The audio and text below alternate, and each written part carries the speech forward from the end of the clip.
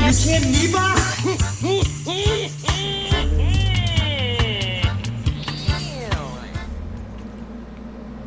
Ladies and gentlemen, back from his 20th trip around the world, finally recovered from being sick for like the 8th time, and competing, Gilbert Burns. Yes. How are you, sir? You having trouble with the mic? Yeah, there you A go. little bit, but I'm happy to be back. Should be good. Starting fresh in 2020. And healthy. Getting healthy now. Healthy now in that 2020. You got it? I got it. You got it. Yeah. You got it. There you go. So yeah, it's been busy. We haven't hung out in a while, huh? Yeah. The end of 2019 was pretty busy. I got the last, I think, 6-7 weeks was super hard. You were going on like the last 2 months. Yeah, I went Singapore to corner Michael Johnson, and then I got a couple seminars. Then I got back. As soon as I got back here, I went straight up to New York to Vicente Luque's fight at the Masvidal Nate Diaz card, and I trained over there. And then after that, I think I have a grappling match in London. So just imagine, Singapore, New York, London. And after London, I got pretty sick. I supposed to fight at the Third Coast Grappling. Yeah. So I had to pull out with that one. I was pretty sick. And the next week, I had the Quintet. So I don't want to. I still a little sick, but I fought. I still cornered one of the Brazilian girls that trained with Vicente Luque. I corner her. So after that, I still got pretty sick again. After that, it's like I kind of got better a little bit with the Quintet. It wasn't 100%, but I was able to actually fight. And when I come back to that, I still had the submission on the ground. Then I gotta travel all the way to and train in between Portland and being training. So when I got in Portland, I almost pulled out. No, I remember we were talking. I was very sick. That I was like, wow, look at my room. I just get all like airborne and all that things during the fight week. Did the weigh-ins, and to face a guy as a high level as Craig Jones taking nothing away. I took the match because I was already there, but it's been hard. And then I got sick, and then Christmas, end of the year, then as soon as I got better, finally get great news. I get a fight. So I had that 2-3 weeks to relax. We went to a retreat with the family in the High Springs. We were there for like 4 or 5 days. It was good. We went to High Springs with the Calvary Church. We went for a retreat for the church. It was nice. Yeah. Like 4 or 5 good days. That's where Josh, he jumped in the lake or something? Yeah, that was there. How cold was that water? Super cold. Did you see the video? And he's like on the dock, he don't want to. He was afraid to jump. It took me a while, like 30 minutes talking with him. He don't want to jump. Then Bruno went there for like 30 more minutes, convincing him to jump. He finally jumped on the lake. He couldn't get out fast. Wow, he got out like shaking the whole thing. It was a good experience. You wanna drink seltzer? It was it was bubbly. Yeah, I got this. This is blackberry. If not, I got the mango, but it's not cold. Yeah, the blackberry would be good. I like it. Thank you. So being pretty much very busy, but towards getting to Christmas, I had time to just enjoy myself, relax, kind of refresh a little bit. And you're not going. You don't go anywhere during camp, do you? No, I actually gotta just go to my brother's fight, but it's Riley. It's in Raleigh. And then I'm just going on Friday and stay there for the fight. Sunday morning back. I'll be home by 10:30 I'm at home. So that's the only place I'm going. I'm not going anywhere else. No more flying. Cheers. It's Cheers. almost worth it to not fly, because when you fly, that's where you got that recycled air. And Raleigh's only an 8-hour car ride. 12. Yeah. You did that. Well, you did that for the one in Tennessee, right? Where during the hurricane. Remember when that hurricane came 2 years ago? It was Irma, I think. Yeah. Yeah, I had a fight coming up all the way in Pittsburgh. So I took that drive all the way to Pittsburgh because the flights got so expensive. I gotta bring the family. Yeah, that one I got 2 tickets for reckless drive on the way back in Virginia. So they saw a really dark guy driving in Virginia. We better pull him over. He's driving a little fast. They did. So I was so tired. Everyone's sleeping. banged up from the fight, and I was driving back, and I was kind of getting sleepy a little bit. I said, I'm going to speed up, otherwise I got to stop. So I speed up. I went 90. No, as soon as I hit 90, they stopped me. The secret. If you want to know the secret to stay awake on a long drive. So I used to, because I did pro wrestling for years. So we would drive at a clip 6 hours one way, 6 hours back for one night. Wow. Comedy. Oh, yeah? You put comedy on, something to make you laugh, and that'll make you pay attention. I like that. So next time you're driving and you're getting tired, put on something funny. Okay, I got so tired. Yeah, Kids were sleeping. Everybody's sleeping. Body beat up from the fight. I was like, wow. Should have just called me. I would have been like, what are you doing? No, and then they stopped me. I got a ticket, and then I got back driving again. I was at 65. After 5 minutes, everybody was sleeping again, and I'm going 65 for 20 minutes, and I'm like, man, I don't care. I'm going to speed up again. After I hit 85, again. So I got 2 reckless drivers still. Both cops gave you tickets? Both give me tickets, back to back. Did you say, look, I just got one? No, I just No, you kidding me? I tried to say, hey, I'm a UFC fighter. I just came to Hurricane. I don't care. That's probably better. Are you kidding me? If you would have told them, I just got a ticket, like, you just got a ticket and you're doing this again, like, why don't you step out of the car? Dude, I'd be like, look, do you see, I got 2 kids. No, they don't care. And I get scratchy face. Yeah, it's like... A lot of bags all over everybody. He's still driving with UFC gloves on, like in the tape. They don't care. Did you literally went straight from the fight? Like you didn't spend a night? The worst was no. I spent a night. Right. But I couldn't sleep. And I had a seminar the other day because I have a friend of mine he's a GFT now in Pittsburgh, and they say, bro, I cannot miss that you're here. I say, bro, before the fight I'm not doing nothing. Bro, how about after? I said, bro, I gotta drive. No, just give me like 2 hours seminar. I have a lot of guys say, okay. So I still gotta teach after the fight. So I went there. I didn't sleep good. I slept a little bit with the kids. The other day we get a breakfast, blah, blah, blah. Boom, we gotta go to the seminar. How do you move to do a seminar after you just had a fight? I don't know. And that's been happening more and more. Everybody, guy in Brazil, hey, can we do a seminar? I say, bro. They don't get it, do they? They don't get what you do. You bump up the price of the seminar. Yeah, at this point, that's what you say. That's exactly what I'm going to do. Like, I hate to fuck over all the fans here, but look, the only way it's worth it to me is if you pay me $5,000. Yeah. American. That's exactly American in cash. But yeah, like how the hell do you fucking move? Like you can't move after the fight like that. Like that's tough. Yeah, that fight that was my first knockout in the UFC. That was Jason, right? Jason Sagu, but I kick him. I blast him with the kicks to open up, takedowns, and a couple things. That I kicked his elbow a couple times. Yeah. Then my ankle was wow. That was the second round one. And I had the ADCC. That was 2017. I have ADCC literally on the next weekend in Finland. Yeah. And I gotta drive back, and then I was like, and I really want to do the ADCC. I was in a great shape, but my foot was so messed up, and I still gotta drive, and then I gotta call the guy and say, bro, I'm not doing the ADCC, but I still did the seminar. Yeah. It was good. Couple just working on techniques, talking. It was a good seminar, but. And then to get the road after, I was exhausting. I was like, wow. It's the worst. And I want to get home. I 17 hours drive. All I want to do is be home. I just want to get home. And then you still like, I think on the way to go, we did like 17 hours, but we did it straight. I think I drove like 9 hours, 8 hours. We stopping. Only stop that we did was little gas station to the kids, boom. Straight up to Charlotte, North Carolina. So we slept in Charlotte, one of my friends. We got there late, like 2 a.m., I don't know. Boom, we wake up at 9 and just stop in Pittsburgh.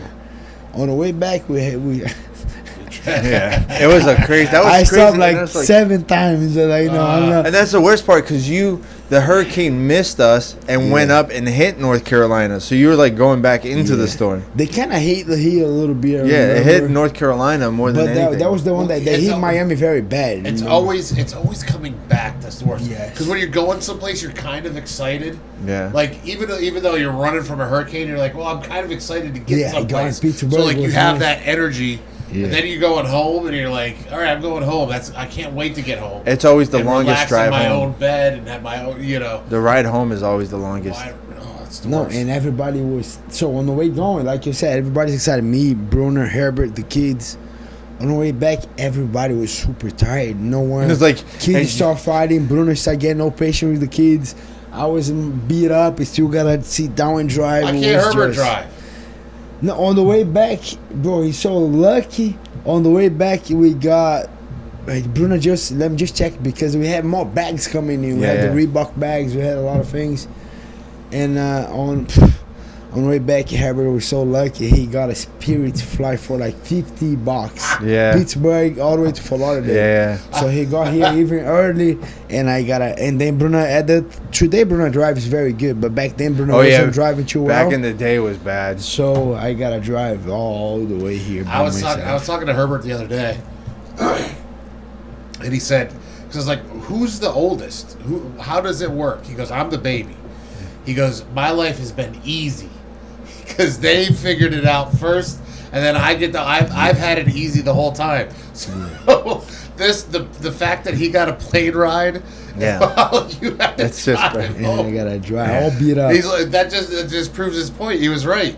The baby brother gets it easy. So this is like, what do you think about the fight then this week? A good card.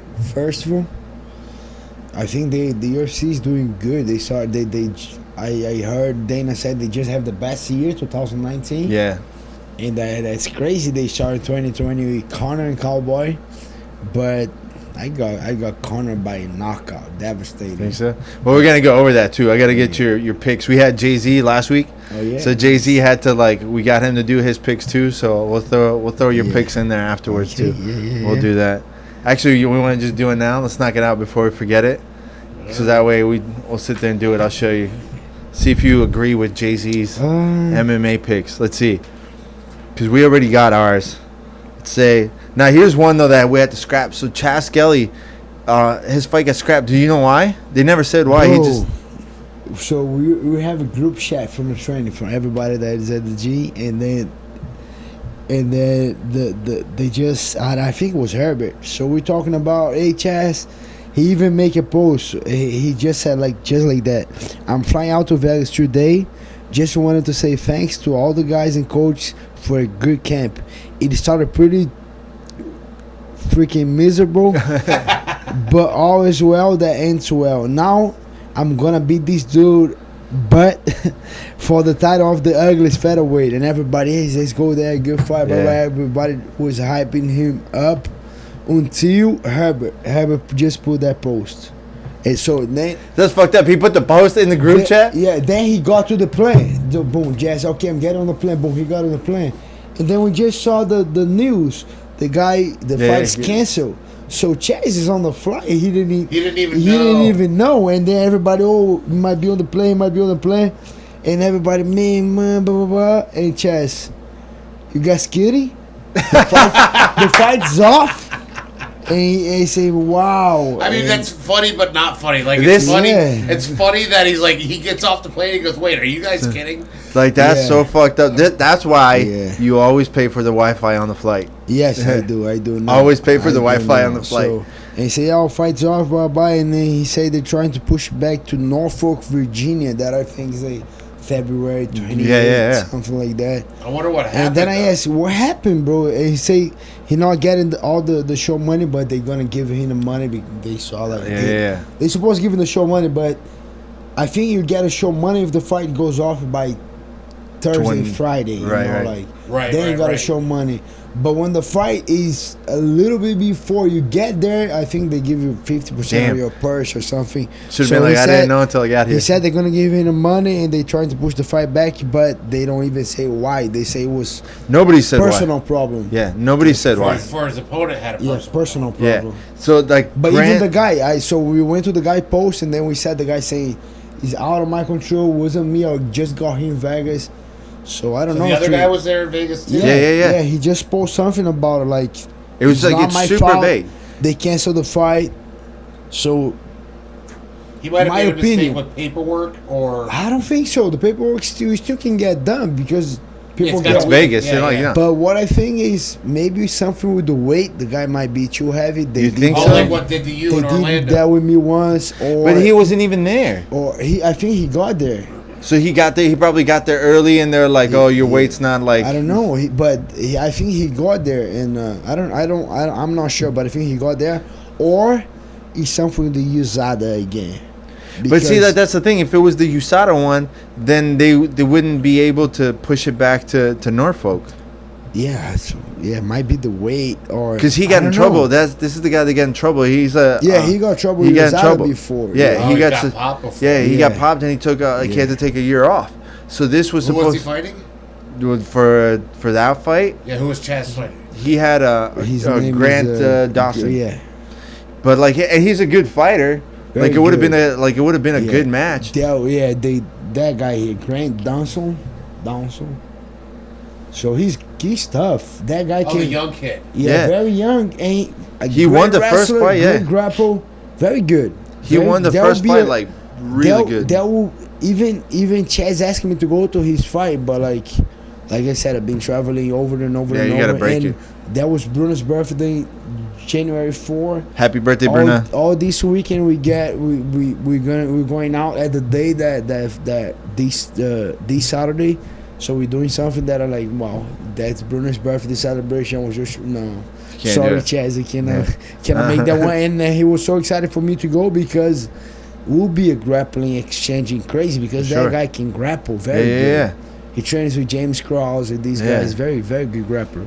So that fight got canceled because I said that happened all today. Yeah. It happened all today. It was pretty crazy. Yeah, crazy. All right, Andre Fili against Sodiq Yusuff. I got Sodiq. See. That's what's up. So Jay-Z Chuno. Yeah. Roxanne Modafferi against Macy Barber. Macy Barber for sure. That's what I said. I like Roxanne as a person, but I don't think she can handle it. She's like Mikey. I think she's a Mikey Musumesi's Mikey Musumesi's sister. Yeah. The other sister. Yeah. Anthony Pettis against Carlos Ferreira. I got Carlos Ferreira. Yeah. I think, I don't know. The guy's coming on a good momentum. Pettis is not the same after. He's like Barão. Remember Barão? Yeah. Barão was, wow. That was the Dillashaw took something away from him. Took a little bit of his soul. Yeah. And I think Dos Anjos did the same thing with Anthony Pettis. He took something. He's not the same. It was the same thing that Anthony did to Henderson. Yeah. Anthony Pettis was like they his all changed. Yeah. They all. I don't know. You know who has what's his name? What's the guy's name for him? Carlos. Yeah. He looks like. So when I went to Brazil and trained in Fortaleza. Yeah, he's from. Yeah. Do you know who? Gigueto, yeah. He looks just like Gigueto. Yeah. Ugly. I looked at him. Yeah. I'm like, is that Gigueto? Hey, Gigueto is the nicest guy ever you can. He's just really ugly. And he's super nice guy. Smallest. Dude. He's a small guy, very good jiu-jitsu. Yeah. Dude, he had me with the feet on the hips up in the air. Yeah, very good. Yeah. He weighs like 135 soaking wet. Total side note, because you train with both of them, who do you think is a stronger grappler, strength wise? About Baby Monster or what's his face? Buscape. Who do you think is stronger? Not like technically stronger. See, I told you. Man, Buscape is one of the strongest people I've ever grappled against. Yeah. He's just. I don't know. I think it's like a freakish. That's a genetic. That he's got. Yeah. All right. No USADA. No USADA, Chief. Yeah. Your words, not mine. But regardless, but he's strong. His size. Too. Claudia, I think that's the thing. Buscape is a 55er. Baby Morse is a 70, sometimes 485. He fought Chris Weidman. He's for Chris Weidman. He fought a couple guys he's big. He's big. He's big. All right, Claudia Gadelha against Alexa Grasso. I got Gadelha, but Grasso. That's a given. That's Claudia is like, I saw Claudia growing up, so we have a relationship. I like her a lot. Oh, me too. But not on that way. I like her. I like her that way. I like her that way. I know when we went to Brazil, I was like, Gilbert, please introduce me. He's like, bro, don't fucking talk to me right now. and she was kind of guy in the training. Like I never. I don't think I never. She was one of the guys. The way you guys look, because she was just like. Yeah, one of the. That's good. One of the teams. Don't look at my wife that way. Yeah. And I just wanted her to win. But it's a tough match. It's like a tough it's the match. one that I want Claudia to win. But Grasso is, I think, is the favorite as She's the a way boxer. Grasso's a boxer. so quick. Yeah. So quick. I Different picked super her. quick. But here's the question: if Claudia takes her down, But the girl is so quick that I think, like, from that one, let's say I want Claudia to win, but I think Grasso's gonna win. All right, so Grasso got it. Because that's how I picked. They picked Jay-Z and Shawn picked Claudia, but I went with Alexa too. Grasso's winning that. Too quick. I don't know. That Mexican boxing that doesn't stop. It's going at a crazy pace. Alexei Oleynik against Maurice Greene. Man, I don't like both of these fights. I think they're so bad. Oleynik has a lot of fights. Yeah, has a lot of wins. He fought in Quintet against. is he going to get? How many what? He's got Ezekiel's. He's gotten like 4 in the UFC cage. Listen, if The other guy is bad. Like Maurice nice Greene? guy. Yeah, I don't know. That fight, I don't want to watch that fight. That fight. But who do you think is gonna win? Who I think Alexei. He's so much more experienced. But I gotta ask you about him later anyway. Holly Holm against Raquel Pennington.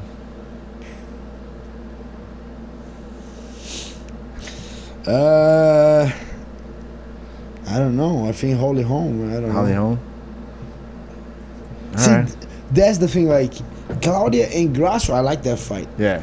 Holly Holm and Raquel, Raquel's like on the way out. Well, it's a rematch.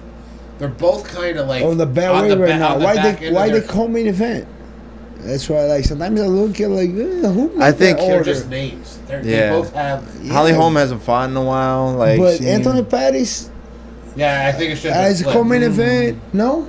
I mean, I kind of lost like a lot of like my energy for Anthony Pettis like a while ago. Who else? He's the first fighter on top of a Wheaties box. He could be. I don't think he wasn't like an amazing, but like it was very obvious that the second that you started, he also moved up. Yeah, the guy fought 45. Yeah, he did everything. In the UFC. I would give him the co-main event. Why not? Yeah. And it's not extra money, so I'm doing the co-main event in Brazil there. I thought it would be some. No, it's the same amount of money. It's just the spots. It's just your pictures on the. It's just the status a little bit more. Yeah. Well, everybody wants to be on the main card. So why not Anthony? But that's the same thing with you. Like they were sticking you in the prelims and stuff for the longest time. But then you were still getting like knockouts, or it'd be like a crazy fight, and then it's like, oh, okay, like we gotta watch Gilbert. I think if the main event, okay, that's your show. You know. Yeah. For sure, people that's watching all the fights, but that's your show. You kind of in control. Yeah. People gonna talk about it. But if doesn't matter if you go there, you get a crazy performance, people gonna talk about it. You know, if you're the first fight of the night, but you freaking maybe not a knockout, maybe not a submission, but you just demolish the guy for 3 rounds, people will talk about it. You know, like I feel the way I see, I don't see the sport so much as I never did main event until I get it. I do it in main event, but until right now, I think it's all about the performance. You freaking work hard and perform, they're gonna talk. Last week when Jay-Z were talking and I said that's what drove me nuts about when UFC cut Yuri. All three of Yuri, yes. All three of his fights. Fight of the night, crazy wars. Yes. And I'm like, even Danilo. Yeah, Danilo. The thing that makes me worse was Danilo. Danilo did one fight, short notice, if I'm not wrong. Yeah. Kill himself to make the weight, and was a freaking fight that, in my eyes, he won the fight. They give it to the other guy, and they cut Danilo. Yeah. Never fought again in the UFC. Yeah, no, he never. Danilo was even worse than Yuri. And Yuri, you're right. Yuri had I think 2 or 3 losses, but they were crazy and fights. They didn't give nothing. Okay, you got 3 wars. Okay, try this guy now. No, it was just like wars after wars after wars. They don't give. They don't play with you. Like that's the thing. Like Danilo had like some of the craziest fights. Like, and he's been around like forever. Like he's like, but it was one of those things. I think maybe like if it was 2 or 3 years earlier, like, and he had the UFC shot, like they would have like he would have gotten more the respect that he deserves. Like I think it was just one of those things. Was just like this much a little too late to give him the attention. Personal too, because remember, Danilo was yelling at Dana White. Yeah. That's one of those things. And I think it was a little bit management too. It's even hard to talk about Glenn right now. He's not here, but he did a lot of good stuff for me. But I think the management, they gotta handle that a little better. You know, if especially today the things are going. If it's not a good matchup for your fighter, you need to say something. You need to say no. Like no, you don't want that fight right now. I'm not saying no forever, but as of right now, we need a grappler. We need this kind of guy. And the thing being a manager, you cannot be a yes man to the UFC. No, you gotta protect your fighter. You know, make sure you work for him. And I think that affects a little bit both guys' career. You know, like the problem you get though is that the regular person, they look at that as, oh, that's just a fighter padding his record. Like how they do it in boxing. It's like they give him like tomato cans to go and fight. But it's not the same thing when it's like, I want to fight, but I'm not going to fight right now. If I can get another 2 or 3 fights to not improve my record, but to get my skills up, and then I can go and give you a performance that's worth of getting to that level. Completely agree. It's different. But people are like, oh, well, he's just padding the record. Like, no, man. No. Like, there's some guys that fought. The thing is, like you said, 3 fights. Like 3 fights, it will be in a year. And the guy's constantly working 1 year with 3, not saying like crazy high level competition fight, but a good competition that makes you improve so much. It's not like if I get a grappler now, like let's say a blue belt in Jiu-Jitsu that I want to make the guy a great blue belt. I'm not going to say, okay, you're going to fight Pan Ams, then we're going to fly to Brazil, we're going to fight the Brazilian national, then you're going to fight the worlds.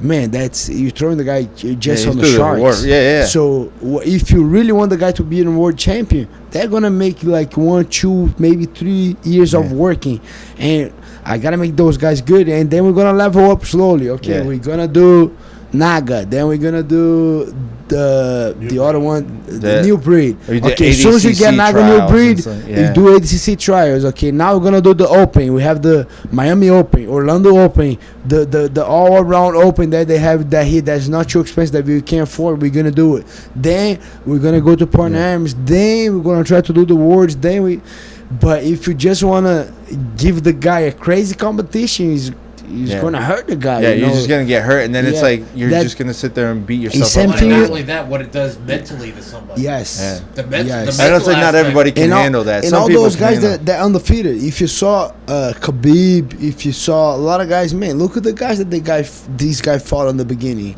I never. It's even hard to say to Khabib personally because I never stopped to look. But come on, how come the guy do 10-0 in Russia? He's not fighting all the Russia. You're getting. No, I'm not saying. Well, even there's like easy fights, but getting that guy level competition. How many fights you have? 3-0. Okay, you're gonna fight the guy that is 2-1, 3-0, 4-0. Like it's the same level. As soon as you get on the UFC. Sometimes just throw you on the fight, they're like, oh, like. Well, that was like Sage, Sage Northcutt. They gave him like one good fight, but then it's like when he went to ONE FC, like they thought they gave him a Cosmo. No, like, bro, who's I heard for good source, good guys that knows, when they offer Sage, they give Sage like a couple, like 3, 4 names. One of the names was Cosmo. And what I heard from the guys from the Team Alpha Male camp, that he's dead. Is that he picked a fight? Okay, I like this guy because that guy's a striker. You know, like wow. But he doesn't know. He obviously you know what it was. I think what my guess is he probably didn't even sit there and do it. He probably sat there and said, "Oh, this guy had 3 MMA fights, but they were like 6 years ago. Like, oh, he hasn't fought an MMA fight forever. Like he's just doing Muay Thai. That's great. We'll get him." It's like, bro. Have you watched? Like, do you get on Instagram? Like, get on YouTube? Like, do you know who this is? I'm like that Cosmo is my friend. I don't have to fight that guy. Cosmo is the Brazilian version of Donald Cerrone. No. Yes. No, No. different Cowboy level, even Cowboy more. Oliveira What- is the that like no, that no, one. no. What I'm talking about is The craziness. the crazy. Yeah, he plays, yeah. He plays Okay, rugby. you got on that he side. surfs. He does Yeah. everything. Everything he does. Yeah, is it's like, crazy. Yeah, it's like he fun plays and- rugby, CrossFit, and they compete and they go. But guy has over how many fights? I don't even know. I cannot even say over 100. No, he's over. Cosmo. Yeah, Yeah, he's Over got over. what, No, he's got 200? over. Yeah, 100, 200 fights. Like Muay Thai fights, and there's So a lot of many- Muay Thai fights. and that the- I'm not that's even what saying. I meant. The comparison was. And the thing is, so many knockouts. It's not just. Sometimes you talk with the guy like, oh, I have 50 fights. Yeah, but a lot of stolen Well, that's like- fights. he beat Everybody. John Wayne. Everybody. Was it John Wayne Paul? Yes. He beat Yeah, you saw the the But cut. they cut. fought twice. They he fought beat twice. everybody, bro. Yeah. Like, Dude, it's yeah, crazy. Cosmo is For sure, is- he got a couple lost, but he beat everybody. He fought everybody. Yeah. It's a different level. If I'm doing MMA, let's say if I'm Sage Northcutt's daddy, I'm gonna look like okay, not this guy. Yeah. I'm gonna talk about the not this guy too. Now But we you know, talk they about. probably looked at they probably looked That's at what his, he said. No, They that's look what I'm at saying. It's the MMA record. Well, no, and they looked at his age. In MMA record, age. He's Oh, good. Cosmo's what, like 36? how long that? 48. Yeah. Yeah, and that guy's not fighting MMA for a while. Okay. Yeah. Yeah. He, Bro, that's what It's like, yeah. man, like anybody who knows anything about Muay Thai Anybody. MMA, they'd be like, why? No. Why would you take this fight? Like No, Sage everybody North. when he took that fight, I said, man, that guy's making so much money, but they throwing like wolves on him. So I think he gonna pull out. And when I saw he actually made to the fight, I said, man, that guy gonna get. He doesn't He's know. gonna get He hurt. doesn't- Yeah, what he's is gonna it? get hurt for They had real. no idea. And end up, how many bones he Eight- broke on his eight face? fractures. He shattered. in No, his he face? shattered. Yeah, he shattered his face. He almost like in lost 8 like places. With yeah. one punch. yeah, One punch. Wow. like man. And imagine if it wasn't someone like Cosmo that's controlled, like it was just like an asshole that just wanted to come in Don't and give punch. 3-5 more. Like oh man, But that what would have been here's bad. the thing. Like Masvidal would give you like 3-4 extra. Wow. And listen, the Masvidal, what's his face, Askren thing, I'm all for it. Give him another 4 or 5. I'm good with it. Give him Yeah, another man. 4 or 5 punches. What I don't understand though is like someone like Cosmo, how has he never gotten a shot? He has. He has. Not in the big, not in like Not He in the never liked UFC. grappling. He never UFC. liked grappling though. Bro, I remember when Kenny Monday was the Black Zillions. Bro, it was so hard to take that guy down. That guy, everybody, not just him, but like Nakahara, even Shawn was like Yeah. that. Soriano, like every guy that had good kicks, they have the hips so loose, so good. It's so hard to take these guys down. I remember it was a nightmare Yeah. to try to take and he's a Cosmo purple down. belt. Yeah. Cosmo's a But purple he hated belt. like that was the thing. He hated the I I grappling. think- hate it. He I just think- loves striking. Yeah. I think it was that problem with the management too, you Yeah. know. But I think he could made it like back the Black Yeah. Zillions. He could have been top 10 UFC for 2012, sure. 2013. Yeah, for people sure. like that guy. He could have went on a And the fly knees, elbows. But like even nasty better knees. now though, like I mean, if he sticks to like ONE FC and they start really giving him fights, man, you could put him in Ryzen. He could get some awesome fights in Ryzen. Yeah. Like have him I do don't some. even know how much he wants to fight anymore. No, I think he wants to fight, but I think he wanted at the level that he at He the has to price get that paid. he doing, he need to get paid for it. And I don't yeah, believe nobody wants to give him the money. the people. Well, you saw he called out Vitor. Otherwise, because that would be a bigger payday for Cosmo.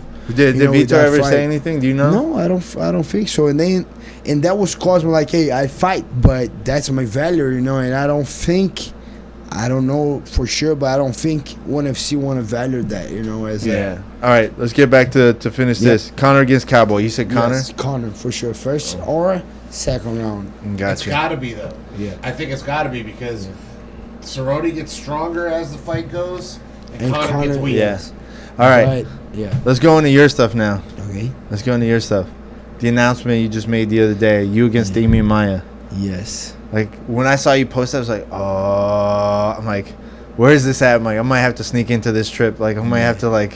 Yeah, that's gonna be. So what'd you think like the second they told you like the name, like, oh, we want you to fight Demian Maia? It was very weird because I went to Brazil. One of those trips I forget to mention after New York or whatever, I went to Brazil. But I was in Singapore with Michael, and then Damon was there, and then we even talked a lot about the fight, about before he fight Ben Askren and say, bro, I think you can really finish it. But we kind of talked about the fight a little bit. We talked about my fight with Gunnar Nelson. And I say, hey, I'll be in Brazil. I'll be a guest fighter for the UFC. The Jack Horace fighting the Polish guy. I'll be there. I say, yeah, come to train. I say, yeah, so I end up that I get to Brazil. Bro, I had a lot of things to do for the UFC. I couldn't get to train. I talked with his manager. His manager was straight up in my face. Hey, people making little rumors about that fight.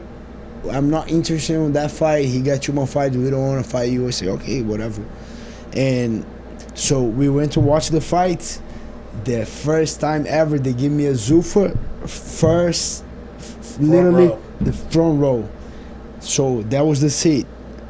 Renata, Damian's wife on the left, Demian, me, and one of my friends. So I was me and Damian the whole fight, and then we're talking about how about this fight? How was your fight with Colby? How was your fight with Kamaru? Who you think you win? Colby, Kamaru, and then we're talking down. And then we have great relations. He's not my friend that I got his number that we never trained. Yeah, but there's like a lot of respect and like so many respect. A nice guy. So end up that we didn't train. So Brazil, then I got back to US. I think he compete. Okay, when I come back to Brazil, I compete the Quintet, and that was the Kamaru week. So I think that was one of the things. Shawn, Shelby, and Dana, they were there watching. They saw me grappling Ivisador, they saw me grappling Sakuraba, they saw me grappling Jake Shields. So on Saturday, at the day of the fight, I boom, face to face. I bumped face to face with Shawn Shelby. And I'm getting way more, a better relationship right now with Shawn than before. And like before was just shaking hands and I was like all respectful, but now we talk a lot more. But I annoy him with the text, asking for some notice. And when I saw Shawn, I always got to, hey Shawn, how you doing? Hey, what's up with my fight? I'm not fighting. You promised me a ranked guy, and he say, I got you a fight. And I say, oh yeah, Demian Maia in Brazil. And I say, wow. And I say, okay, I like that, but I don't know if his manager just talked to me in Brazil that he's not interested.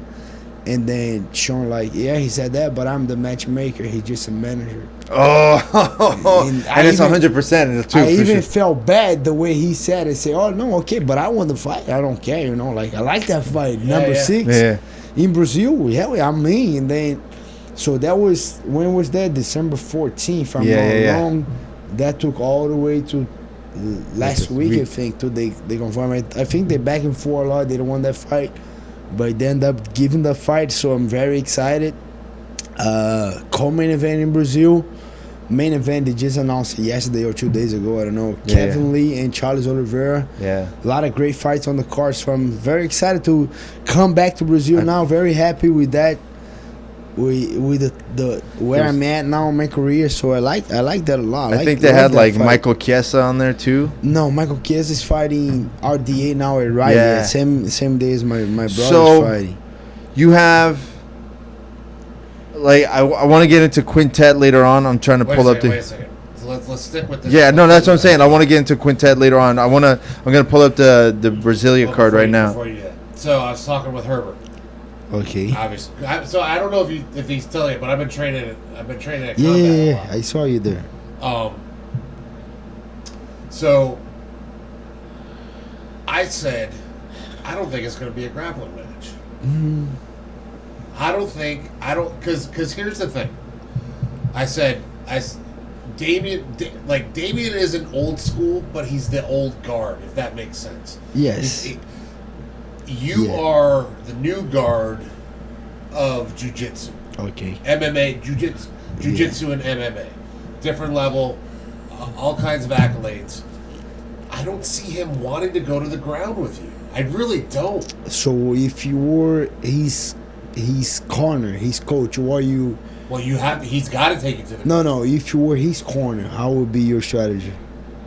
I would leg kicks. I would say kickboxing. If you were Demian Maia for Demian Maia against him? Yeah, because I would look. I think Demian Maia's thrown like 5 kicks like ever.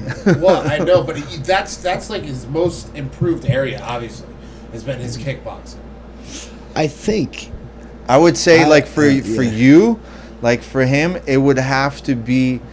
It wouldn't be on the ground grappling match, it would have to be like he was trying to do with Kamaru, where it would be like on defense, like tight and stuff like that.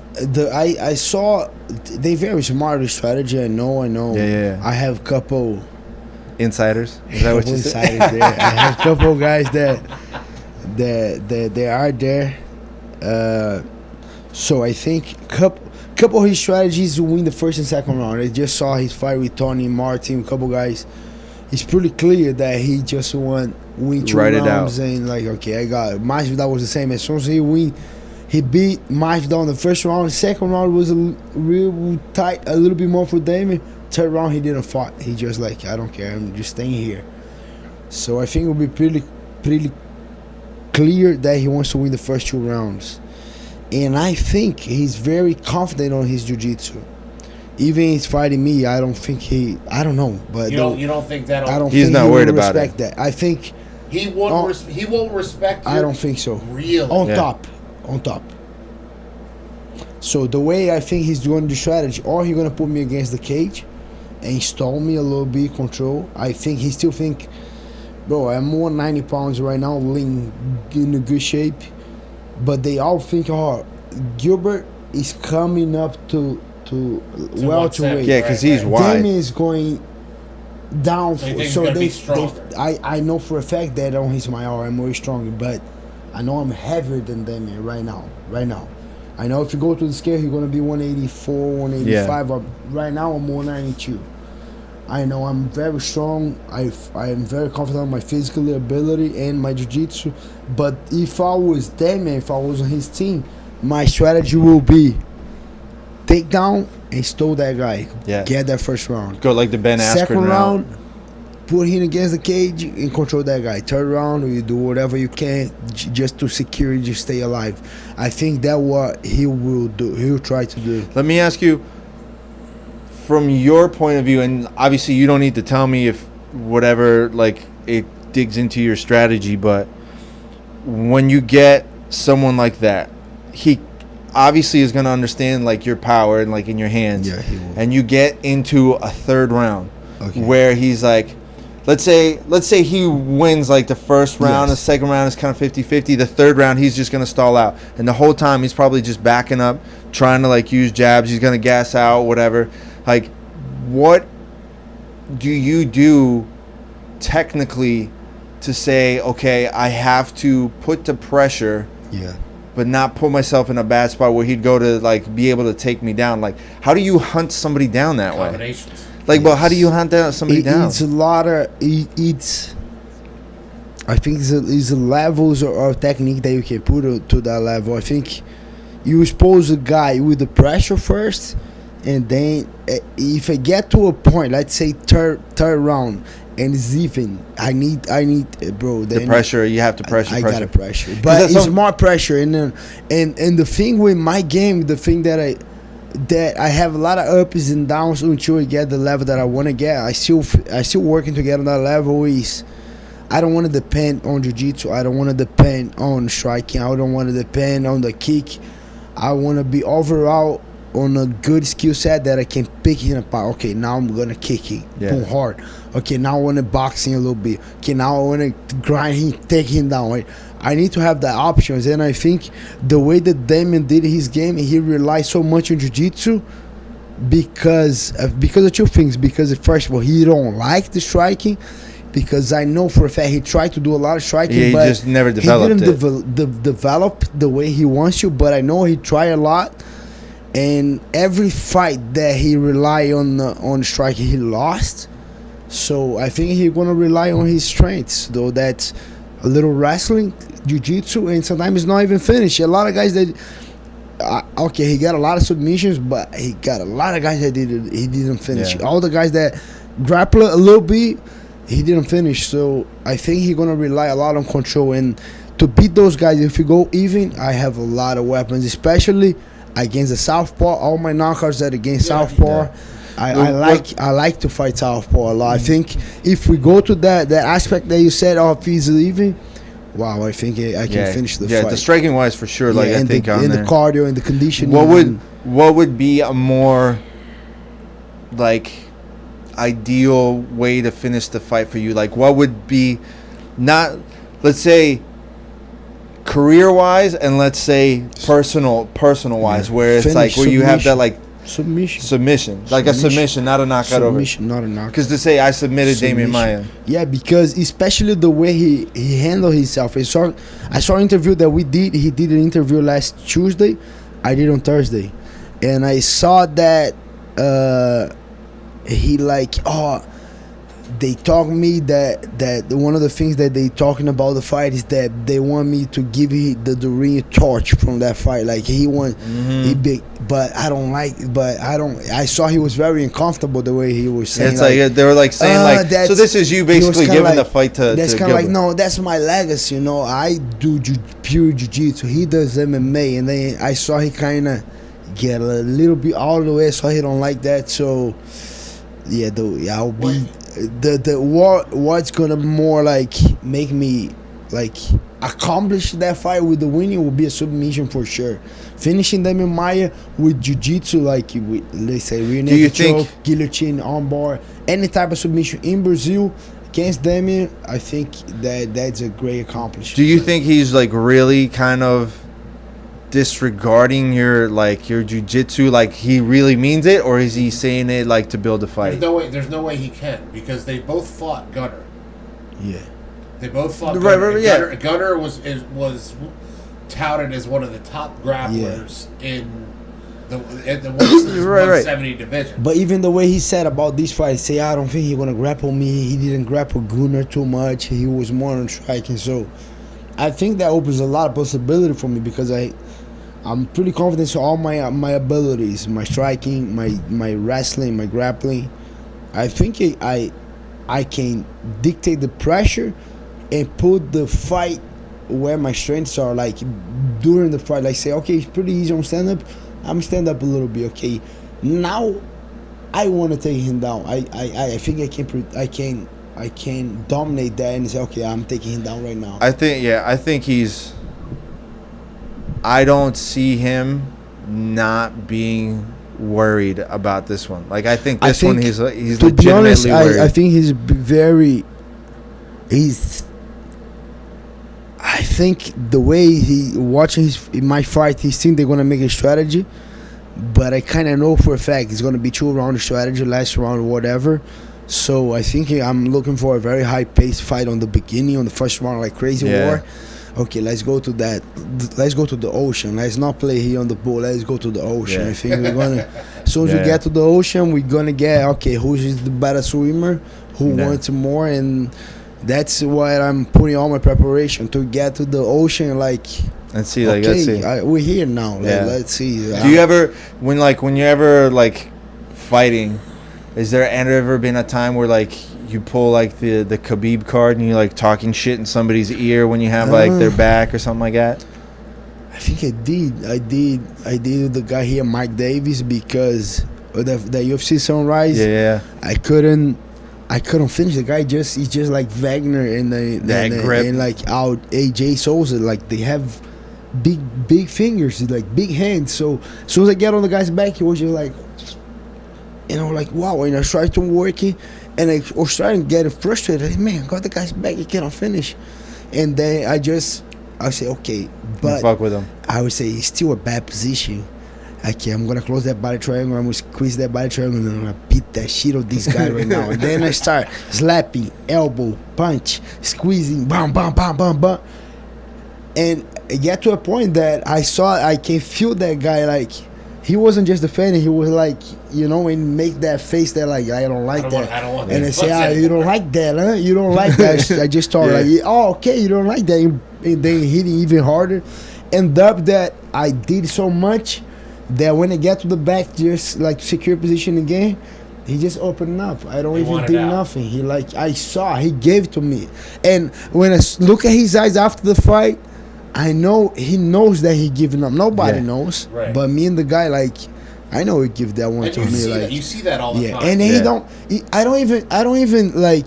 It's not that the guy's a coward or something like that. It's so much pressure. You just break someone. You break someone. Everyone's got to break him. I think, and to be honest, same thing happened with Dustin Poirier. I love Dustin Poirier. I want him to win, but Yeah. What was that? Yeah. No, that was and like he like rolled the wrong way and stuff. It was a man. Go there, take that pressure from Khabib. So I think that for that kind of thing, you gotta be mentally so strong, and I think you gotta be there a couple times. Yeah, you gotta be there. You gotta put yourself in that situation. Do like 8 rounds, 9 rounds. Be there. The guy's mashing you, and just having that will to okay, I'm gonna be here in a bad position. But the way I see is a little crazy. But I just put myself in a street fight, and I'm fighting 2 dudes, and if I quit, I'm gonna freaking die right here. I just gotta keep going. Even if I'm getting beat up, I'm just gonna fight until I can't anymore. But I'm gonna until I can't stay staying or keep fighting. I'm just okay. Now I'm just surviving mode. Let's keep fighting. Let's keep fighting. So let's keep fighting. The card like I got for what the card is so far for Brazil. It's a great card. It starts off Veronica Macedo against Bea Malecki. Good luck. I don't know you. I know Veronica. It's from Argentina, if I'm not wrong. Venezuela. I think. Francisco Trinaldo against John Makdessi. Okay, now we start. Now that's a good. Honey Yaya. We got Honey Yaya and Enrique Barzola. That is gonna be a brawl. Francisco Massaranduba and Makdessi. Zaleski and Kunchenko. That would be interesting. I just beat Kunchenko. Zaleski just lost to Chinese guy. I don't know how to say his name. Then you got Paige. The girls here: Mayara Bueno, Marina Moro. Oh, you have more. Yeah, I got Jussier Formiga against Brandon Moreno. We got Amanda Ribas and Paige Van Zandt. Jussier Formiga and Brandon Moreno. That was going to be a good one too. Johnny Walker, Nikita Krylov. Me and Demian Maia, Kevin Lee, and Charles Oliveira. So because you have the full card. This is you have the card that's not announced. So you just leaked it. You just leaked the card. Johnny Walker's got some redemption that he need. Like he quit. Did you see he left his coach? I just saw it. Shimo he like threw his coach under the bus. Did you see that? No. Yeah. He threw his coach on the bus. So it's his fault. He was at São Paulo. He was at São Paulo. We talked. And they said, bro, I went to that fight with so many things, money-wise, like preparation. I had so much. And he blames the coach. Going on to that fight. No, he said, I was such in a bad stage going to the fight that it was good loss, you know, and like when you learn. And they say, okay, I got to clean all that up. Yeah. And one of those things was the coach. I don't know what happened. I don't even want to know. Yeah. He was training everywhere, but that coach was going with him everywhere. That it was like that I know, but they were going like gym to gym, like he was just being the main coach. Well, where does he train though? Now he's at Farasa Hobby. I don't know. He's in Vegas right now. Thinking 2-3 more weeks he's going to finish at Fee Highs. I think those guys are orphan. You know, when you don't have your home, it's just. I mean, we still can get better, we still can improve, but it's so good having like Henry and my coach that I have, because they've been with me like for years. They know how a lot of things that I got better, a lot of things that I have as a weakness on my game, and they making that a little better. And we have a relationship. That's the thing, that 5 weeks, I don't know, a camp. With some random person. You don't get on that level. You don't get on that level. So, and it's easy to you to grow on that. Okay, you're going to grow a little bit on technique, on strategy, but, okay, like I said, if you're going to the ocean, and then sometimes you get a little bit almost drawing, and you listen to that coach, hey, come on, let's go. You can do it. Keep going. Sometimes they put you back on the swimming again, but if the coach doesn't know that you're drawing, and then they think you're not, when you see you're dead. You know? Henry seems to know. Yeah. Like Henry seems to know when to kind of push the buttons, or just be cool. Well, it was like the fight with was it Ryan LaFleur, where he was like just yelling at him what to do, because like you could tell Ryan was like so out, and he's just kick. Yeah, and it was like playing a video game, because everything he was saying, he was like, he couldn't think, he couldn't do anything, he just kept doing what like Henry was yelling at him. So it's like, and Henry knows when to sit there and like curse the shit out of someone. Yes. Like, fucking let's go. Yeah. And then all of a sudden someone pays attention. All right. So now, here's my question, because we talked a lot with Jay-Z about his experience at Quintet. Okay. And then you and I were kind of going back and forth on text, and I was trying to figure out what the fuck was going on. And like, I stayed up to watch that fight. I did not. You looked like you were having the most fucking fun I've seen you grappling in a long time. What was it like for you to compete against Sakuraba? Like, personally, like... Yeah, personally, for sure, that was amazing. That was like, it's even hard to put on words to express, because the guy's such a legend. Like, he beat all of the Gracies. At the beginning, I didn't like the guy because, man, come on, the guy beat Royce. Come on, the guy beat Harler. Come on, the guy beat Hansel. I mean, come on, like... Who the fuck is this guy? And then that was one of the things that was... I was never such a big fan of Rickson, because I think the Japanese, they want to make Rickson against Sakuraba, but Rickson never fought. He always asked for a lot of money. For sure, he needs to make money, but I think it was just so much pressure. Like, man, you're you got the guy that's been beating everybody. You gotta finish. You beat all your family. And you gotta go back. The way it's even hard to judge, but the way I see, like, he don't want that pressure. Like, okay. So when you don't want that pressure, back then you just, okay, give me $50 million, and the guys, we cannot do that. Okay, take that same thing with your seminars after the fight. Yes, I like that. But that's called fuck you money. Yeah, that was one of the things that I like. I always wasn't a big fan of Rickson, and then by the time I was going to say, yeah, man, that Japanese is tough, and I saw he beat Vitor Belfort, I saw he beating a couple guys, and I get on the stage that I think, man, I'm never gonna fight that guy. That, like, but the guy was one of the greatest grappling all time. Like, come on, you cannot mention about these guys and about grappling on MMA. You gotta mention Sakuraba. You gotta mention Demian. You gotta mention Charles Oliveira, and then being able to grapple this guy and feel that, because I have a thing that a lot of people. For sure, you guys grapple. I think you guys gonna understand, but a lot of people don't. It's like when I grapple with the guy, I can feel the energy of the guy. I can feel. I can say a lot of things. I can say, no, that's a good guy. Hey, like, I don't know. I just can't. You can tell if it's like an evil person, or if it's I can read that very well. Like, a couple of guys say, man, the guy is, why is that rough? Why is mean? A couple of guys, you just feel, okay, the guy's a little rough, but. He's not. But he's a good guy. He's just like Wagner. We slap each other, but I never get hurt training Wagner. But we do cross face each other, go crazy. But I can feel his soul. I don't know. It's even hard to explain. There's that line of like, I'm trying to hurt you, and smash you, but then there's the line of like, no, I legitimately am trying to hurt you. And no, you can feel that. You can feel someone's energy. No, for sure. You can tell when they want to hurt you, and they want to just beat you and make you better. And you can feel. There's a difference. So in that way, Sakuraba was amazing, because I felt great energy going through any of the guy, and I couldn't go for heel hooks because I know he don't tap. So I said, man, go to it. But they took away the heel hooks, and I was just on a straight foot lock, the one that I got a couple of details with Mike. So you're like, it's like smiling too, and then I was that, and it's kind of like he said to me, hey, I'm not tapping today, you know. I just felt that I went to a leg lock, the knee popped a couple times on the straight leg lock. You felt it?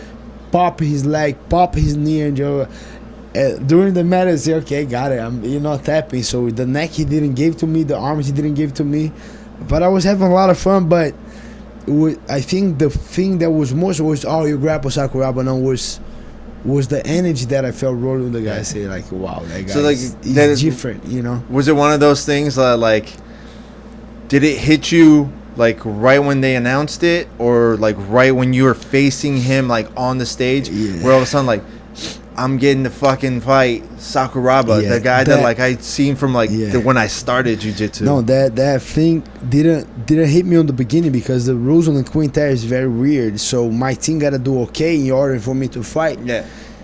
And it's my team had to do okay. Meanwhile, you beat everybody. You have to go through everybody. But I gotta beat Yves Edwards, and then I'm fighting Sakuraba. So in the beginning, I didn't have so much expectation. I don't know how that fight's going. As soon as I stepped on the octagon, the guy was on the other side, And I got a holy shit, like, okay, now we stop being fun boy. Now we gotta fight these guys, you know. Yeah. But I remember I got to that moment that I said, oh, okay, no fun anymore. Now we're fighting that guy. Let's go. But it was a great experience. And I think what makes that better too is because I never thought I'm gonna fight Demian Maia. Yeah. I never thought, and then back to back, boom, Demian Maia. So I'm very honored and I'm very happy. Super excited to get to the training camp and give all my best. Being super smart about it, talk about strategy, but man, like I can say, think about it in a couple of years, say, bro, I beat all these best grapplers. I had the opportunity to fight and beat all these guys. So like, even if you go back to like when that day after the Sao Paulo fight, and it's like this would have been like the furthest thing in your mind of like ever possibly happening. So like, it's crazy. That's why like that I was so mad that I couldn't make it to that fight, to the quintet. I was so mad. No, even because I have, even in my jiu-jitsu career, I still want to compete at the highest level just because I want to keep evolving, keep getting better. But I beat the best guys in jiu-jitsu. Like, even the guys that are doing great today was the guys that I beat before. Yeah. JT Torres, I beat JT. I think I beat him 2 or 3 times, lost one. He's down in Miami right now. I beat Lucas Lepre. He's still like current ADC champion. JT, I beat him in my time. I beat Lucas Lepre in my time. 2 times, lost one. I beat Leandro Law. I beat Michael Lang, lost and beat. I beat Celso Vinicius. So the best at my grappling, the best guys. And then when they were at their peak too. At their peak. So at my peak, at their peak. And I just getting those opportunities right now on MMA. I can't write the same story. Okay, I beat these guys. He's best. I beat. So just motivated me so much to work even harder, even smarter, even pushing more. That like I'm excited to the future. You know. Yeah, but it's also one of those things is that none of this is luck. None of this is luck. Like, you've been putting in the work. No. I forget who I was having the conversation with too. Like, I always bring you up an example, like even the stuff that like when we were working together, I'm like, man, like, why do you think Gilbert is doing all this stuff? Like, he's like, I'm like, he's putting in the fucking work, man. He put in the work. He was putting in the work while you were sitting there and even like riding high because your fights were going so great, this, that, and the other. Like, and you weren't doing the extra work. Like, you weren't doing the stuff on social media. You weren't doing the stuff in training. You weren't making the contacts that you make. Like, dude, this is work. This is work. And it's like, what's the phrase? It's like, overnight success doesn't happen overnight. Yeah, there's no such thing as an overnight success. Yeah. So it's like, and people don't get it. Like, man, you have to grind. You have to put in the work. Even like, I'm 10-3 on UFC. A lot of people kind of sleeping a little bit. I don't care, but I'm 10-3 on UFC. I had 3 losses. Dan Hooker, Rashid Magomedov at the time was one of the best guys, Russian guys in the UFC. Now he's out of the UFC, but and the other loss was I don't even know the guy's name. Just to see that loss, that was Preserves in Brazil for a horrible wake up. But I learned so much, and that hurt me so much during that process that I need to change a lot of things, and I did got better. So the way I see his life is not just a loss. Oh, I lost. No.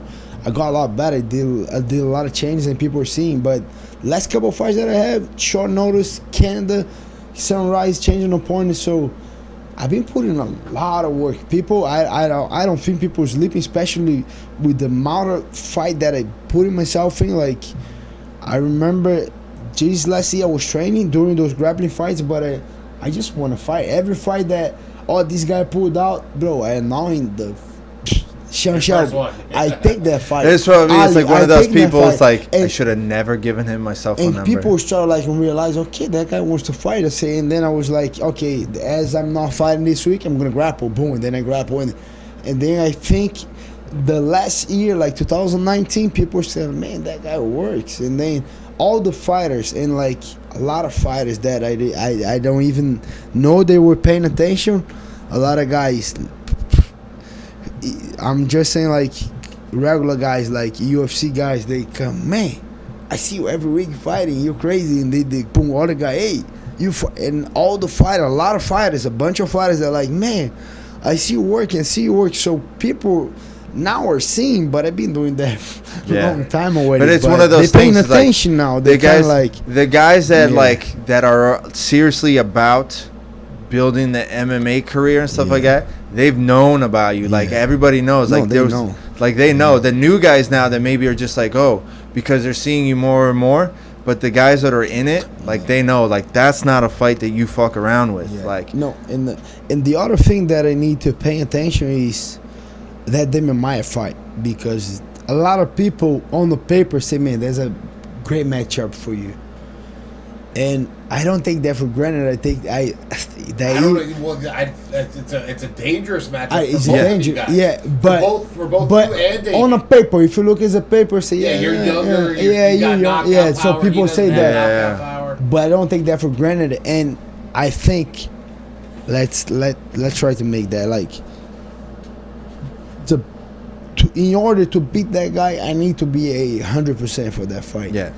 And just in order for me to be 100% for this fight, it's a freaking hard work, like daily. And like I said, I see that fight going to the deep waters, going to the ocean. So that's not fun, you know. I gotta make that on the training. I gotta go make those extra rounds, make the extra run, make the extra reps, make those, and it's not fun. Like people think, oh, it's gonna be an easy matchup, and people when they say don't that, realize the hard work. Like, man, like don't say that, bro. It's not. But they don't understand the work. Overnight success, man. I gotta work super hard to be that guy, to perform in, and it's a lot of things. The way I think, the way I see a career is in the system. So I gotta balance at home. I gotta balance on the training. I gotta make a strategy, conditioning.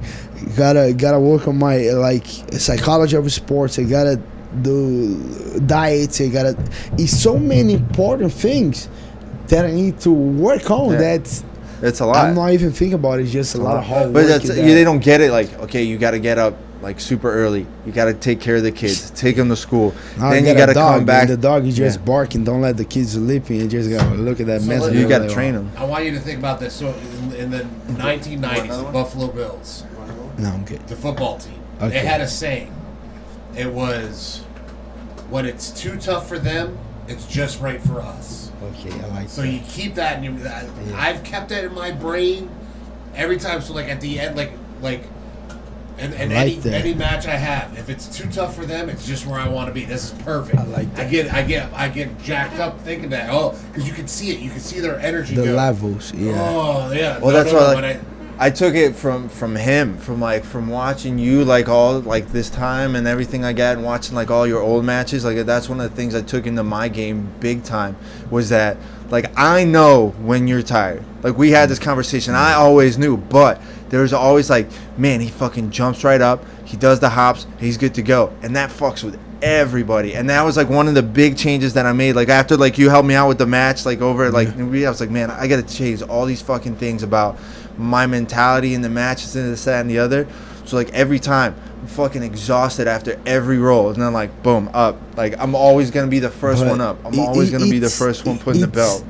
You fake it too. That's why. 100%. You have to, because the other person can't. Because the thing is, we have a body language, and then we have a feelings going. We have thoughts, and the way I see, the thought's gonna come. And man, I'm so tired. That thought's gonna come.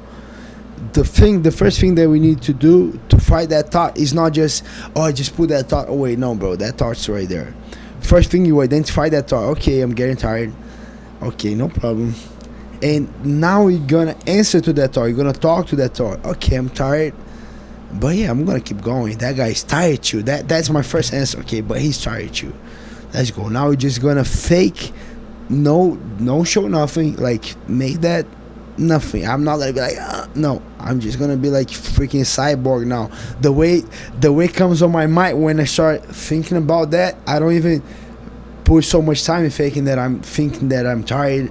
I just, the Terminator. I don't know if it's the first one or the second one, but that part that the Terminator become a cop. He's the cop guy. Yeah. And the guy comes with the shotgun on his face and bow, and the then T1000. half of his face is out, and then he's still with that same eyes coming, walking forward.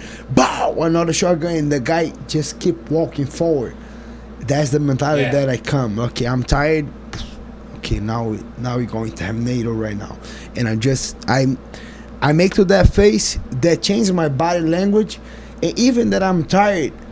You forget. I know what happened. I don't think about that anymore. Yeah. And then when I'm not thinking, okay, now I'm thinking on technique, and now I'm thinking, okay, now I gotta jab, now I gotta do this. And as soon as I take my mind out of that thought, and then I start thinking on technique, I just can go like.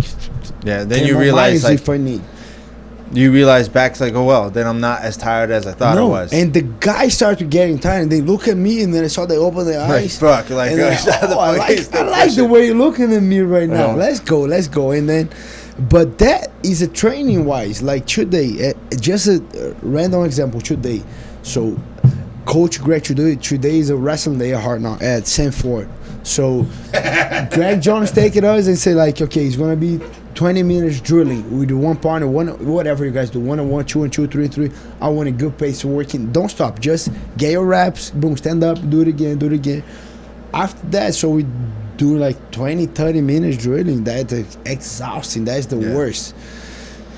After that, I say, okay, and we just gonna stay with the same partner, and it's gonna be 20 minutes live. That's it, man.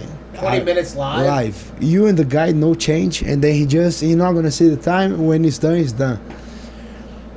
Bro, that thing puts you on the level that first, I don't want to do it 20 minutes. I'm already tired.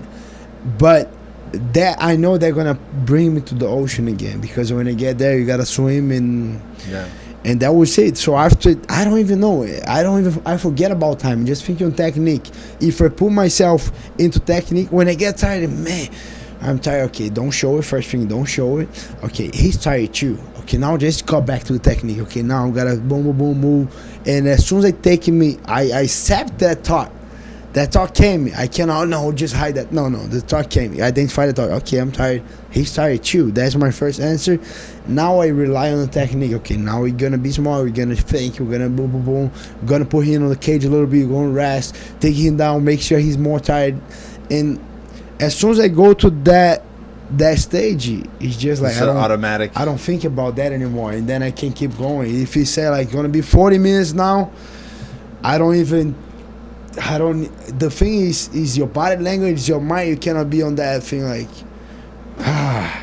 you don't get 20 that break. more minutes. Yeah. Wow, I don't. No, No. Don't give up on that. Just say 20 minutes. Okay, it's gonna be tough, but guess what? We're here. Let's go, bro. It's and too I'm tough, not. It's too tough for Yeah, them. let's go. It's just right for me. I like that thought. It's funny, like, because I was in that match with you and Sakuraba. Like, I could kind of see it in his face too. He's like, "Fuck, this guy's still going." Like, you were pushing the pace on it. Like, you weren't going easy. He's an old dude. Though. But he was defending it. Like, tough. I was surprised. Very I was like, good man, jiu-jitsu, very smart. And then he did the thing that on his hand that he taped his hand.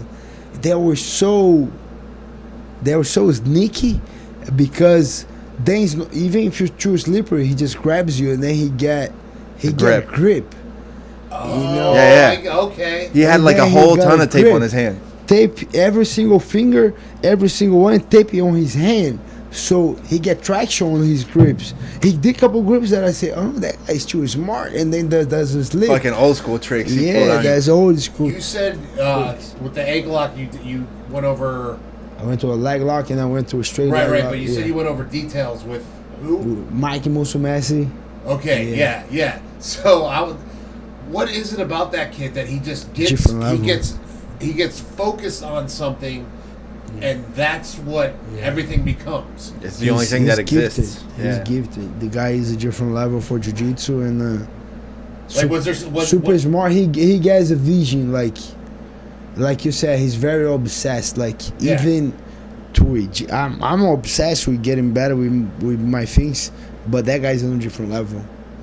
And then he just got obsessed. So that thing was, I asked him, hey, can I do Toho? Show me it again. Then he showed me a little bit. It was very basic details, but a lot of details. It's like, even I saw Demian Maia interview, he said, because we have all that myth in Brazil about Rickson.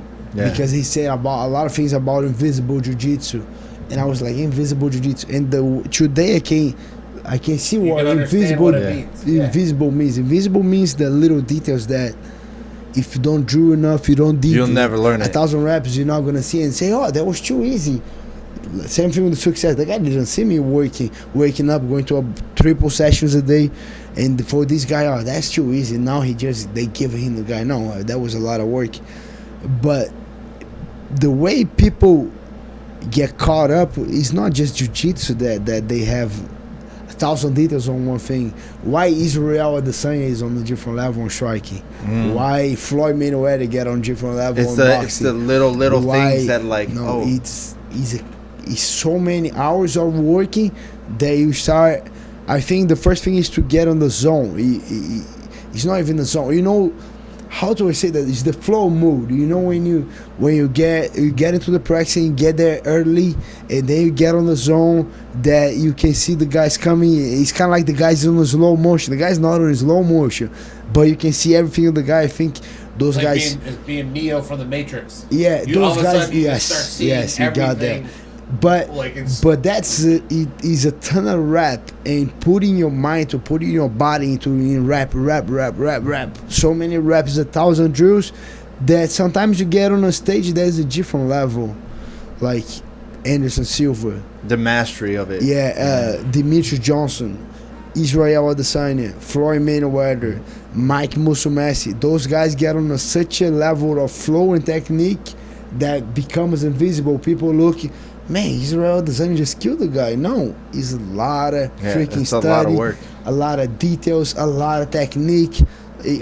People don't see it. Yeah, I don't see people beating Mikey for a very long time. No, for sure not. 100% not. And I think I'm gonna break news right here. Mike is fighting the open class at Europeans, and I believe he's gonna win. Yeah, that'd be great. There's a lot of people going to the open class. I tell people all the time, my guys at my school, they don't know who Mikey is. Bruno's competing too, right? Yeah, but he's going light feather. He was trying to go to Rooster, but it's like we're not doing this again. It's gonna be a fight. Yeah.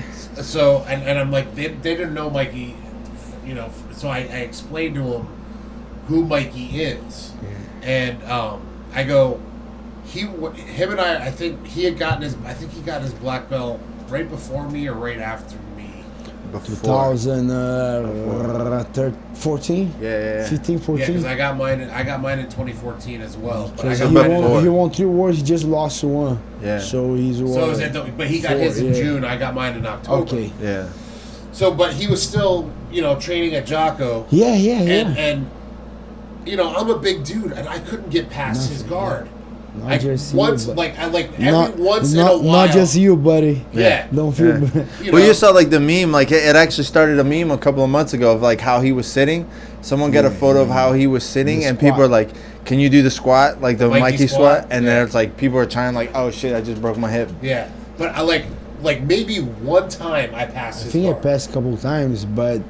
You get the smash when hard. He was a brown belt. And, right, that's what it was. We were both brown belts. As he's a black belt right now, never passes guard. Yeah. And I saw Gordon Ryan. Couldn't pass it either. No, and the guy's a high level in no gi. Mike don't do no gi just because I'm kind of annoying so much of him. Now he's gonna start doing.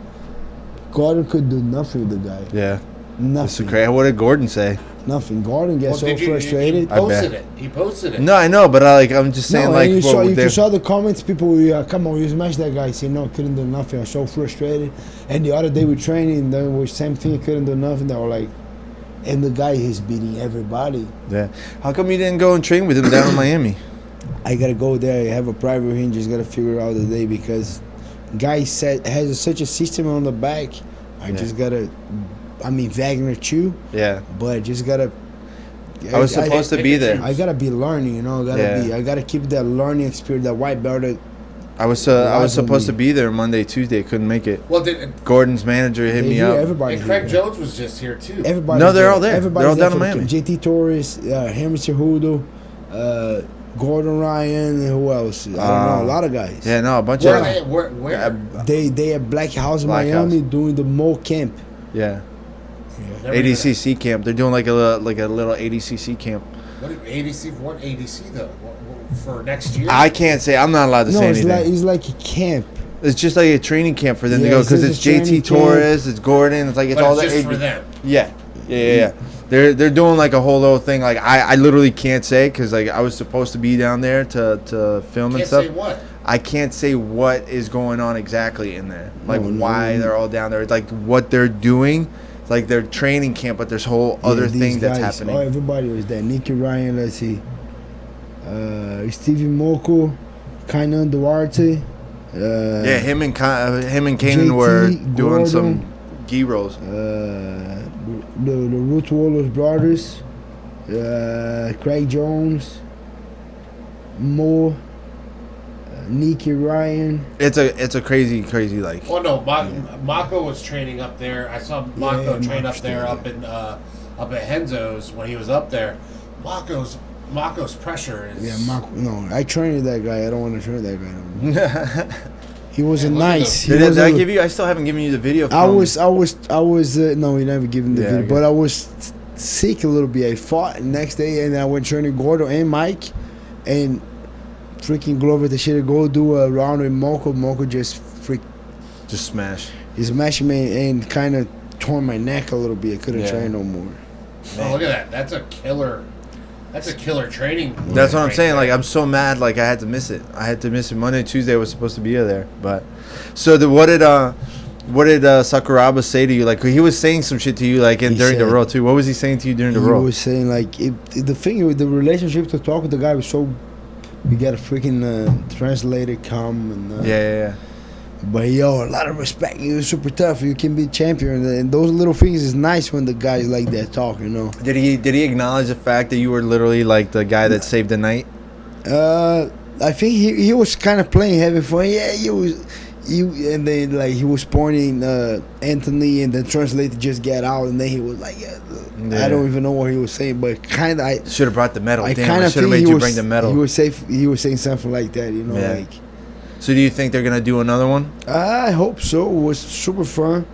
We got paid very well to fight, and it was a couple grands to fight, and more if the win. So we won. So it was good amount of money just to grapple. And I grappled Jake Shields, and nobody talk about it, bro. I had a great grappling, and I took him down, and Eddie Bravo was giving me no love. He said, I don't think it's a good matchup. Yeah, you saw that? Like, it was so weird. Jake Shields way better wrestler. Gilbert's better on top. The fight started, took him down like 10 seconds. Mount again, got the back, pass again. Start getting with the time. If that thing was, it was a draw because it was no submission. What if it was? But, put it back a little bit, IBJJF, or ref. If it was IBJJF, that was you were racked up to 20, 30 and no, something like that. And it was right, but it was kind of ref decision because we won. But he was like giving like Jay-Z like all the props. But he was like he gave no you way Gilbert beating the Jake, and then I just smashed Jake, and then like, and Jake was. Did he not know? Does he not know who you are? Even that's what I'm saying. Like I think Demian Maia is still on that same feeling. Like that they don't know who you are. I think they're sleeping a little bit. That's cool. Let him sleep. And that's why I think he's gonna try to take me down and. That would be a great fight. And then I like every aspect of this fight. Again, not saying it's going to be easy. I have a freaking lot of hard work to do. But a couple of weeks. I like that. You know? You got a good couple of weeks. So, I should have made you bring the medal. Yeah, forget about it. Yeah, that's all right. Well, it's all right. Should probably wrap it up. The belt when you you let me know. The next one I'm coming. I don't care if I'm walking away from a funeral. Next one I'm going. Like if it happens, if it's able to happen, I might go up for Herbert's fight next week. I don't know. Yes, I'm going, but I'm just going Friday night. I'm going to train the whole week. I say, bro, I got a wedding. Friday night, and I got back literally Sunday at 9 at my home. But Spirit, you get Spirit fly out of Fort Lauderdale for but if I guess 120. If I get Spirit, I cannot roll there. I get Spirit here, there, like I cannot roll. So what's I got JetBlue. Oh, you do. Hey, 24, 25, 26.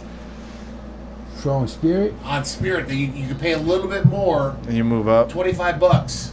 And they put you in the front. There's only 2 seats. They're nice and big and cushy. Oh, yeah? You didn't know that? No. Oh. 24, 25, 26, right? Like that's when you're going? Yeah, I'm going Friday night, like late night. Yeah, I got a wedding that weekend. You got what? I got a wedding that same night. That's why I couldn't go. Wow. On a Saturday or on Friday? Saturday. Wow. Like the same night. That's why like Jay-Z's doing his grand opening too. So I don't know if I can even pull off going to the thing. Yeah. I just told he was just texting me. Oh, that was Jay-Z. He texted me yesterday so late. If you up, call me. Yeah, like and then I just saw the text this morning. Then this morning that's this morning was crazy. Look at this. This morning when he was here on the podcast, I found this like on eBay. So it's a piece from Strikeforce 40. This is the card that, like, if you guys are listening to the podcast last week, Jay-Z was on. So I was like, oh, let me Google Jay-Z on eBay because I was asking him about all like the Japan fights and stuff like that. It's like, do you have any of the memorabilia? No. He's like, oh, some guy hit me up and he showed me like he had a piece of my glove. Well, it turns out it's really a piece of the mat from Fight Night. So this is it. So now I also found one with George. Wow. So I bought one of George too. So I got to get Jay-Z to sign it. I was looking up for yours, like to see if you had a card. You don't have a card yet. I don't get nothing. You got to get a card set up. No love, bro. Someone was selling.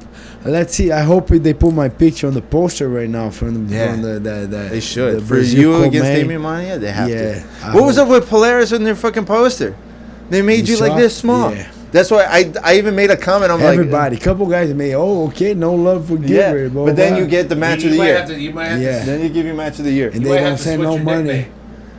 Why they don't say $1,000 at least for that? Yeah, I'm like, come on, man, because I made the comment and it's like they know who I am. They know it's me. That was a tough fight. That was wow. Well, yeah, I meant to ask you about that because you were like really trying hard to pass his guard. For sure, and the guy has a crazy strong grip and good hips. And the fight started in 15 minutes, bro, in the gi.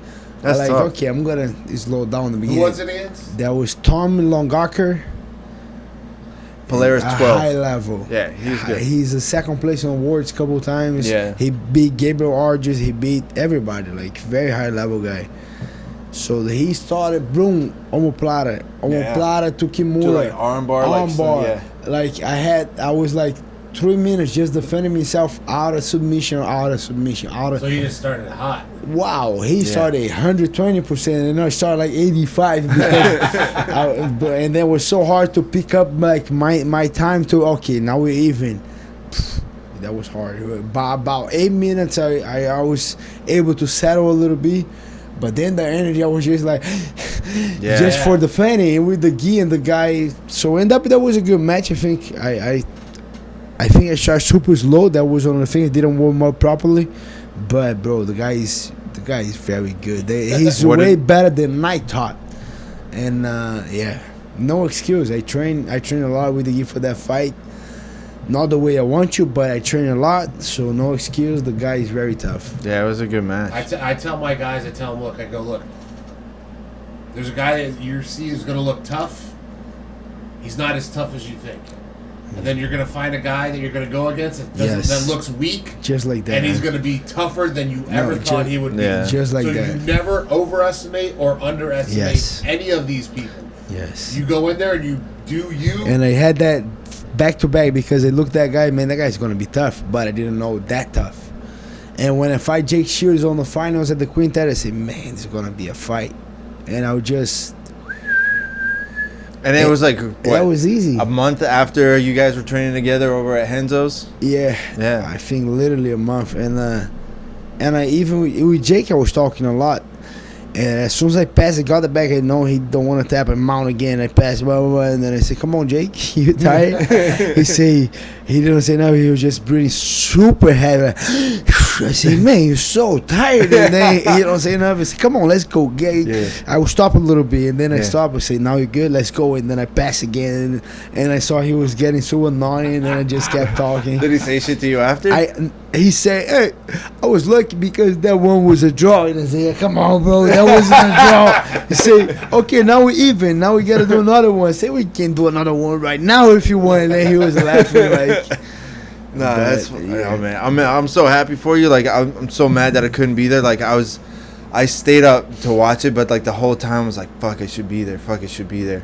So for the next one, for sure, I have to be there for that next quintet. And like, if you tell me in Japan, I'll go out to Japan. I'll make it happen. I tell everybody though, if you want a blueprint of what a fighter should be, look at Gilbert, and look how when he's not fighting, he's grappling. He's always doing something. Yeah.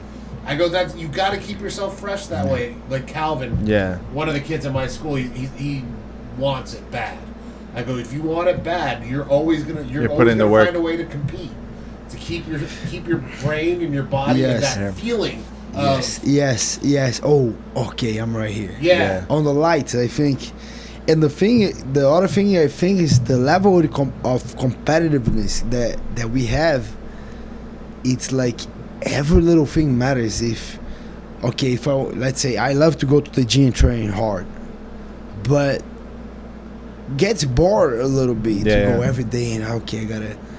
For sure, we make something happen. We get motivated. We're still working. We gotta go there and work. We do, but with those little competitions, it's a little boost. Okay, I gotta work a little hard to have that competition, and I think that just benefits you because you're gonna still train hard, and we have people might be different than me the way they see that, but let's say you train in Jiu-Jitsu. How consistent with you? If you can, you do like. Let's say 6 a days. normal guy, they do 5-6 days a week, 4. If you have a competition, you're still doing 4 or 5, but you're going hard. It's harder. Now you're hustling those 5 days. Yes, and then you gotta eat better, and then you studying, and then and the way I see is, bro, if I live like that, I will just get better like so much quicker. That's why that's my drive to compete. Just like, well, it's like. It's not even like, oh, I'm going to beat Jake Shields, then I'm going to beat Sakuraba, then I'm going to beat... It's not even beat the guys. It's the journey to get to compete. I know I'm going to get better. Like and you made the climb up the mountain. And I know after a couple months, when I go to the UFC, I'm a way better fighter than I was 6 months ago. And that's what drives me to keep competing. And then if... I know it doesn't drive a lot of people. They oh no, bro, I'm a UFC fighter. I cannot lose for this bump. I got it, but at the end of the day, for me, I lost. I did a couple grappling matches. So I fought the Miami Open, I fought Third Coast Grappling, I fought Polaris, Submission Underground, whatever. Quintet. Or no? No, because I fight. It's too close. It's too close. What is it, March 14th. So March 14th. So yeah, it's a month away. And a finger and something. But after, for sure, I'm doing something. But I did so many fights. Like, I don't even remember. I have a thing that I write down. I have a thing, but to keep in track. But I fought so much last year that I know for a fact I'm a better fighter right now. Even that I lost to Craig Jones and I lost to Tommy Langacker, that guy in Polaris. That was my only true loss. But I still competing a lot, and I like competing with Jake Shields, competing with it's not an easy competition. It's kind of like a high level competition. It's not like you were just fucking around and going to like, oh, we're gonna do new breed. No, you're going against literally the top 20 people every year. I'm putting myself out there, and then I think makes it better for me. If people don't like it, I get it. They don't like it. So if they don't like it, don't do it. But he's making me a better fighter, and then I like and just that thing that we said. When you have a competition, you eat a little better. You sleep a little more. You get to bed early. You do a little stuff that make your body better. Yeah. And I just on my mind, bro, if you can do that the whole year. And those competitions, just a little extra motivation to do it. Why not? It's like Mike Tyson's like, why are you up at like 4 o'clock in the morning running? He's like, because I know that while my opponent's sleeping, I'm up running. Like, I'm doing the extra. But let's say, how long can you do that for? Yeah, you have to do it smart. How long? Okay, you have a fight, you're gonna do it. And if you don't have a fight, what are you gonna do? You're gonna get that down on it. So you're gonna sleep a little bit more. No, and okay, you fought. Okay, you got your week. Rest a little bit, cheap meal, blah blah. Okay, now we get another competition. Oh, okay, now I gotta go again. Okay, now I got a competition. Keep you on track. Yes, and I'm with that samurai. I always on the swing, making that. It's like a Formula 1 car. Like they're not racing at red line. It's not the foot's not on the floor the whole time. Yes. There's always like they know when they have to push it hard and come back down, or the engine's gonna burn out. And I know I get it. Cannot do that forever, but You young. When I'm young and I can't do it, I'm gonna do okay. This year, okay, now I have a big fight. Okay, now I gotta slow things down a little bit, focus to that fight, get my better, blah blah. After that fight, what's next? Oh, we're just gonna give you a big fight. It's gonna take you like 4 months. Okay, no problem. Just give me a heads up. At least go listen. to Flow Grappler, take a look. You took 2 fights short notice. 3. Yes. 2. 2. Like what? 2 weeks. Uruguay, 2 weeks both. Uruguay and Denmark. I think and thank God that one. I'm not gonna put it behind, but I get no injury in both fights. Yeah. 0. And they were good fights. 0 injuries with 2 short notice. So short notice mean 1 week here in Florida, another week in Denmark. 1 week here in Florida, another week in Uruguay, and like that. All 8-9 hours flight, and I didn't get no injury. That's man. That's why I keep grabbing. I think those 2 were super critical to get you to where you are 40 days now. between 2 fights. Yeah, it's nuts. It's nuts. Well, all right, you got to get going. You got to get some sleep. You got to train tomorrow. Make sure everybody follows Gilbert _Burns on Instagram, Twitter. Yes, sir. It's like, if you need a fight, I know a guy. Yeah. And we're changing his nickname from Durinho to No Love. No love. Because he gets no love. T1000. I was gonna go with T1000. I get a little love right now. Yeah. He's getting better. No love. He's definitely getting the love for sure. GilbertBurns.com, GilbertBurnsMMA.com. Yes. Either one, they'll work. They'll go. I know because I built the website. GilbertBurns.com. What else? That's it. Tune in. Make March sure you 14. tune in. ESPN March 14. Common event. UFC Brazil against Demian Maia. Putting a lot of work. If you want to see the behind the scenes, just stay on the social media, Instagram, Twitter, Gilbert _Burns, Gilbert Durinho, and let's go. We can't wait. Make sure anybody sees Francis Ngannou on Instagram that you tag Gilbert, just so we get that fight. All right, Gilbert. Thanks, brother. Thank you for doing this. Guys. Appreciate it. Always. Happy birthday to Bruna. Sorry we missed the birthday, but happy birthday. And we'll catch you guys next time. Yep. Peace. You kidding me, boss?